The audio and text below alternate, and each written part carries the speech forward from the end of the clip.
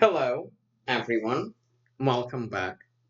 Once again, thank you for watching my videos, for liking, for subscribing. I have not made any videos in the past 2 weeks. I played in 2 tournaments. Overall, they were not bad, although I would like to not blunder into one with tactics, because that's what happened. Um, It wasn't bad overall. I finished with a plus score in both tournaments, but it could have been better. Some of my students did really well, though. Specific shout outs go to Max, Mark, and Liam, who played really well, gained rating, and won money. More shout outs to Nathan and Vidur, who gained a lot of rating but did not win any money, at least yet. But I'm sure it will happen. Um, let's get back to the actual chess stuff. And today we'll look at the game by someone whose games I have not looked at for a while, Charlie. And it's going to also continue our adventures and exploration of the dragon. Charlie is a student of mine, therefore he plays the dragon. And this is a game he played online yesterday, and someone rated just under 1900. It's a 3-minute game, so again, perfection is not expected, but we'll still learn from what happened. e4, c5, Sicilian, knight f3, d6, d4, usual Sicilian takes, knight f6, forcing knight c3. Again, white can also play f3. f3 is a small inaccuracy here, and one of the reasons why is black can play something like e5, and then eventually he can prepare g5, and this knight is a little confused. Charlie chooses to transpose back into the main line, which is absolutely fine. This is not the greatest move, though. We'll talk a little bit more about it in the upcoming videos. But for now, just the important point is if you're playing white, the best move in this position is knight c3. Alright, so f3, g6 to get the bishop on the diagonal. Bishop e3, bishop g7, and now we transpose back into the main line dragon. Knight c6 is a fine move. The knight needs to come out. Queen d2 because white wants to castle long. And we see the typical structures which are so common of the Yugoslav attack. This structure with e4, f3, and queen here, bishop here, this is the Yugoslav attack. Castle short, and here white has a big crossroads. He can castle, which is what happened in this game, and play bishop c4, stopping the idea of d5, which is one of the main things which black can do after castling, or playing g4 right away, which indirectly stops d5 because after d5, white can play g5, attacking this knight, and therefore getting rid of the defender of this pawn. In other words, g4, d5, g5 is not so good for black because this pawn exists. Let's go back. In the game, white castle. And Charlie plays the second main move, which is knight takes. The reason he plays knight takes is he wants to get the bishop on this diagonal. Okay, white takes back, bishop e6. Black wants to play queen a5 and put more pressure on this pawn. h4 is slightly inaccurate because it allows queen a5 in one move. It's a little bit better for white to play king b1. The logic of king b1 is after queen a5, now white has this annoying move which attacks this but also attacks this, and so if black takes, white will take with check. The point of king b1 is this is knight check. In other words,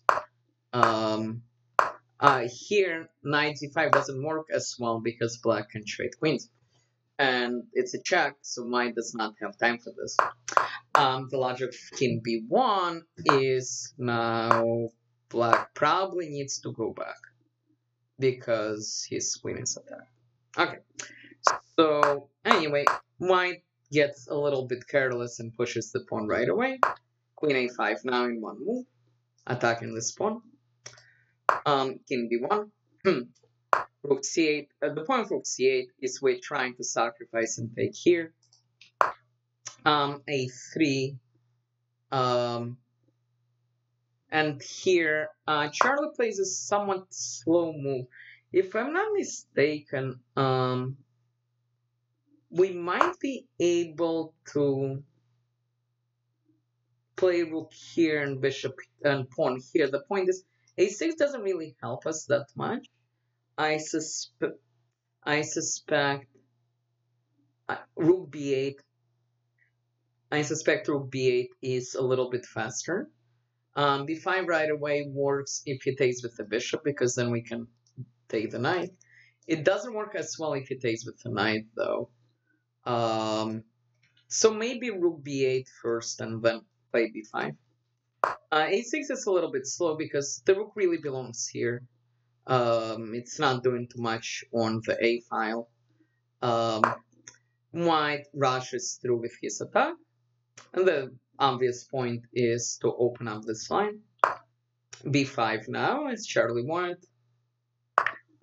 White does open up the line, and then he takes, which is really not a great move. The point is the dragon bishop, which is one of the most powerful weapons which black has, would like to have a diagonal. He doesn't have a diagonal yet because this guy is blocking him. Now he has a diagonal. In fact, there is a triple threat on this knight. White plays here, which really doesn't do anything because the dragon bishop not only attacks, he also defends. So white is welcome to check, but that's where his attack ends. The bishop covers the attack of both of the white pieces. Charlie plays here, which is swinging. It's a little too slow. We can already start sacrificing. And that should be completely winning. This is good enough. We just open up this line. But remember, this common idea in the dragon is sacrificing the rook. The point is, so here. With rank checkmate, we can bring the rook here, we can bring the bishop here. This is checkmate also. This position, if we turn the computer on, it's completely winning for black. This is obviously good. Again, it's a little bit slower, but certainly a good move by Charlie. Just open up this line, attacking this. Alright, white gets his one check, congratulations. And that's where his attack officially ends.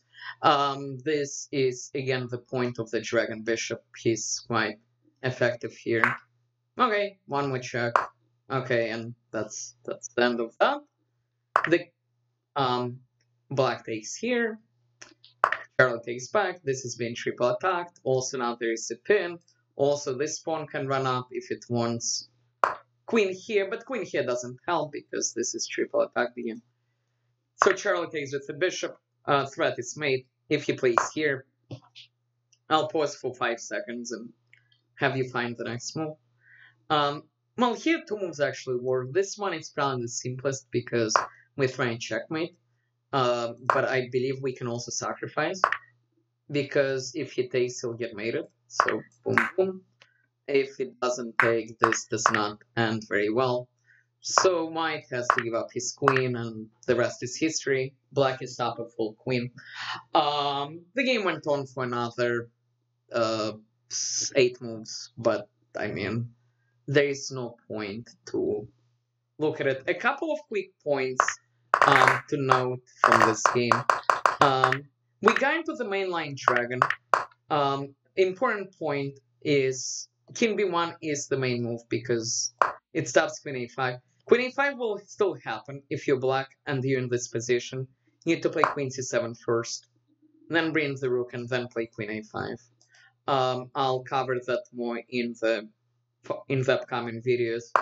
h4 rushes a little bit too much. And now rook c8, a3, A A6 is not entirely terrible, but it's a waste of time because black wants to play this move anyway, and this move anyway, so might as well start doing it. Okay, and then the other point in this game is a demonstration of the power of the Dragon Bishop, and if you want, you do not want to make your opponent's life this easy. This is really good. And the bishop again, he attacks and defends, so it might has absolutely nothing. And the rest is history. Very good game by Charlie. Maybe one or two moments where he could have improved a little bit, but great job. I hope you learned a lot from this video. The dragon is really a fun opening to play. I hope you enjoyed this video. Please like, please subscribe, and I will be back soon. Thank you.